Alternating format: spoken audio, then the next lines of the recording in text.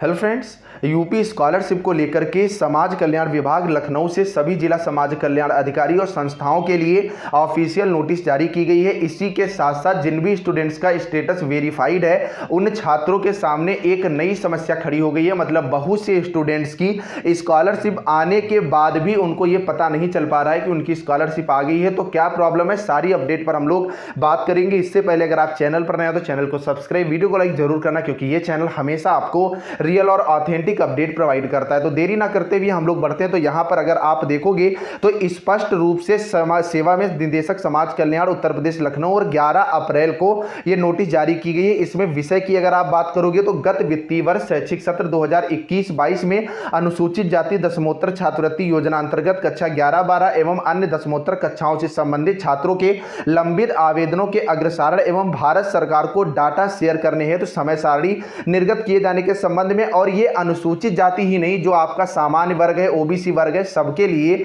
अलग अलग नोटिस जो है वो जारी हुई है। तो पहले आप ये नोटिस देखें, देन हम लोग प्रॉब्लम जो क्रिएट हो रही है वेरीफाइड स्टूडेंट्स के सामने उस पर बात करेंगे। तो अगर आप देखोगे महोदय, उपर्युक्त विषय आपका जो कि पत्रांक दिया गया है छात्रवृत्ति योजना अंतर्गत कक्षा 11-12 एवं अन्य दशमोत्तर कक्षाओं से संबंधित छात्रों के लंबित आवेदनों के अग्रसारण एवं भारत सरकार को डाटा शेयर करने से संबंधित यहां पर समय सारणी जो है वो निर्गत की गई है। इसमें अगर आप देखोगे तो स्पष्ट रूप से कहा गया है कि शिक्षण संस्था स्तर पर गत वर्ष में छात्र छात्रा के अग्रसारण हेतु लंबित ऑनलाइन आवेदन को प्राप्त करने के उपरांत सत्यापित या निरस्त करना या अग्रसारित करना 12 अप्रैल 2022 से 18 अप्रैल 2022 तक होगा। और यहां पर सत्यापित या निरस्त किया जाना अब कंपलसरी है। मतलब छात्रवृत्ति वितरण का जो पिछले सत्र का कार्यक्रम है वो अब लगातार इस वर्ष भी जो है वो चलता रहेगा। और इन्होंने स्पष्ट रूप से कह दिया है कि अपात्र छात्रों और पाठ्यक्रमों संस्थाओं को यहां पर ब्लॉक भी किया जाएगा। और सबसे बड़ी चीज कि पीएफएमएस सॉफ्टवेयर से सत्यापनोपरांत डाटा वापस प्राप्त किया जाना और एनआईसी की राज्य इकाई में निर्धारित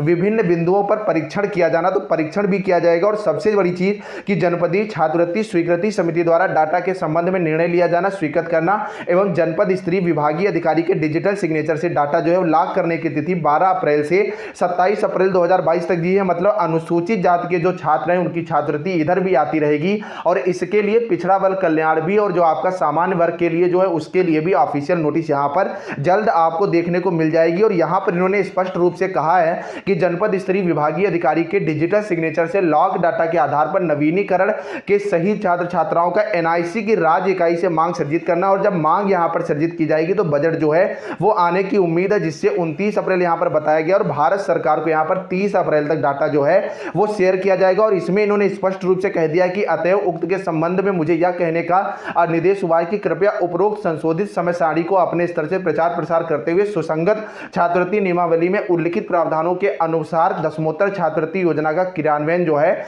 सुनिश्चित करने का कष्ट करें। और 11 अप्रैल को ये आपके जो शासन से रजनी चंद के द्वारा ऑफिशियल नोटिस जो है वो इन्होंने जारी करी। और इसमें स्पष्ट रूप से इन्होंने बता दिया कि जितने लोगों को ये चीजें जो है ये नोटिस आपको शेयर करनी है। तो यहां पर एससी छात्रों के लिए उम्मीद आगे जो है वो जग रही है। अदर भी स्टूडेंट्स के लिए उम्मीद है कि यहां पर चीजें जो हैं वो आएंगी। बाकी छात्रवृत्ति वितरण को लेकर के जो नोटिस जारी हुई थी आज अगर आप देखोगे तो स्पष्ट रूप से इसमें इन्होंने कहा था कि 15 अप्रैल तक सभी छात्रों की जो छात्रवृत्ति है वो आ जाएगी। 15 अप्रैल तक जिन छात्रों के स्टेटस में कोई कमी नहीं दिख रही है, मतलब जिनका स्टेटस वेरीफाइड है, उनकी छात्रवृत्ति आ जाएगी। जिला समाज कल्याण अधिकारी अवनीश कुमार यादव ने बताया कि स्कूल कॉलेज व प्रशिक्षण संस्थाओं की ओर से विभाग को भेजे गए निर्देशालय फॉरवर्ड कर दिए गए। हालांकि कुछ छात्रों के खातों में धनराशि जो है वो पहुंच भी चुकी है। तो यहां पर अगर आपका स्टेटस वेरीफाइड हो रहा है तो आगे स्कॉलरशिप आने की उम्मीद है। अब हम लोग बात करेंगे कि किस ये जो है वेरीफाइड स्टूडेंट के सामने प्रॉब्लम क्या आ रही है। तो अगर आप देखोगे ये 12 अप्रैल को एक नहीं बहुत सारे ऐसे मेरे पास टेलीग्राम ग्रुप पर स्टूडेंट्स के मैसेज और स्क्रीनशॉट पड़े हुए हैं। तो प्रॉब्लम क्या क्रिएट हो रही है कि सर मैं फॉर्म भरते समय जिस अकाउंट नंबर को डाला था उसमें भी जो है वो आधार लिंक था और लास्ट टाइम उसी में आया था, लेकिन इस बार बैंक ऑफ बड़ौदा में भेज दिया है और ना इसका मेरे पास पासबुक है ना अकाउंट नंबर है। सर बताएं क्या करें। अब देखिए यहां पर चीजें क्या आ रही हैं, बाकायदा इन्होंने भेजा है। फिलहाल इनका स्टेटस तो जो है वो अपडेट हो चुका है। इनका स्पष्ट रूप से कहा गया है कि स्कॉलरशिप ऑफ इतनी और fee reimbursement 1504 disbursed in your Aadhaar bank account bank of Baroda, और अकाउंट नंबर भी इनको जो है वो प्रोवाइड करा दिया गया। तो इस बार चीजें क्या सामने निकल करके आ रही हैं कि जो स्कॉलरशिप भेजी जा रही है वो आधार लिंक अकाउंट में भेजी जा रही है। और इधर अप्रैल में अगर आप बात करोगे तो स्टूडेंट्स के सामने ज्यादा ही प्रॉब्लम क्रिएट हो रही है। तो ऐसे में क्या है, आधार मान लीजिए आपने कहीं और लिंक कराया था, मान लीजिए आप नोएडा में पढ़ रहे थे और आपने लखनऊ में क्या है आपका परिवार से, तो ऐसे में नोएडा में आपने अपना अकाउंट जो है ओपन करवा लिया था, बाद में आपने उसको निष्क्रिय छोड़ दिया, मतलब उसको बंद नहीं कराया चलताऊ हालत में, लेकिन वो पूर्णतया बंद नहीं था, तो उसमें आधार आपका पहले से लिंक था, तो जो छात्रवृत्ति है वो इस बार आधार से भेजी जा रही है, ना कि अकाउंट नंबर के आधार पर जो है वो भेजी जा रही है। जिन भी स्टूडेंट्स का एक अकाउंट है तो उनकी तो छात्रवृत्ति पहुंच रही है,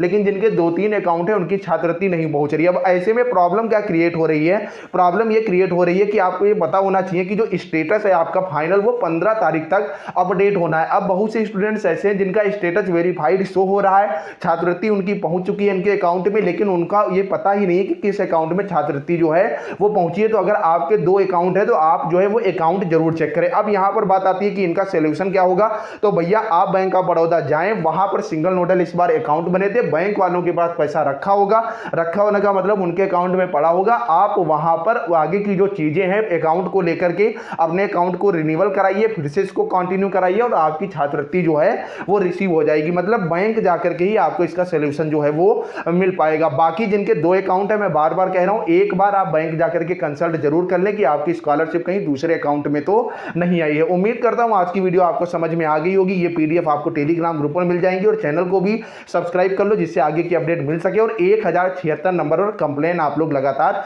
करते रहना। Bye bye guys.